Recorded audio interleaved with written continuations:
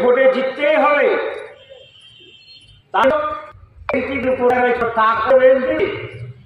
তুমি তো টাকা দিচ্ছ না রে ভাই। এবার 15 কোটির জায়গায় যে 30 কোটি লাগে কি 45 কোটি টাকা লাগে, সে তো এনটিপিসি দেবে, তুমি টাকা দেবে নাকি? তোমার কেন এত তাড়া? তোমার এত তাড়া কিসে? আজকে আপনাদেরকে জানতে হবে, ব্লক হাসপাতাল আমাদের রাজ্য সরকারের কাছে টাকা ছিল না। রাজ্য সরকারের কাছে টাকা ছিল না।